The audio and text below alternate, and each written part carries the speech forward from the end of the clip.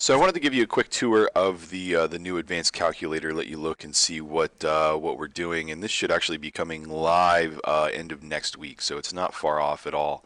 But the first new addition is custom quantity. What this allows you to do is to make the quantity an input field instead of a drop-down. So you can do odd numbers like 12 and 14. And you actually only have to put in a couple of quantities to create a floor and a ceiling, and then you can do ranges and price breaks in between. The next thing that we see is the third dimension. The third dimension will allow for packaging. We can also now select between inches, feet, and then we also added metric for centimeters and meters. So the products will calculate based on these dimensions, and then the templates actually tie into this and will generate based on what's selected and created here.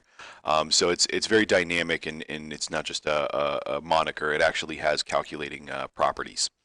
The next thing that we see is the drop down associated with each option.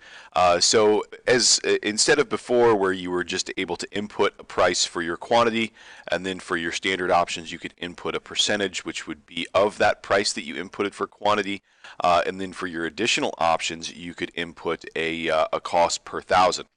Each option now calculates based on a drop down, so you decide how it calculates, and it can be a flat number, cost per piece, area calculation. So area calculation would be width times height times price times quantity.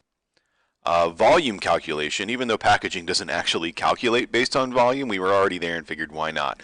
So you can do the same thing as area calculation, it just calculates the third one. And then we have percentage of base. So quantity would still be base. You cannot use percentage of base on standard or on the quantity option, of course. And then percentage of total. So you can actually do an up mark across the board after all calculations have occurred across all options. And then our cost per M or cost per thousand. So this makes the calculator much more dynamic and flexible, allowing you to essentially create and calculate a product any way you want. We're pretty confident that we covered most bases in how products get calculated. But I mean, you can do cost per piece, cost per thousand, and area calculations all within the same product, and there's no limitations anymore. Really, your imagination is the limit. If you have any questions or you'd like to know more about it, please feel free to reach out. But again, this is going to be coming live end of next week.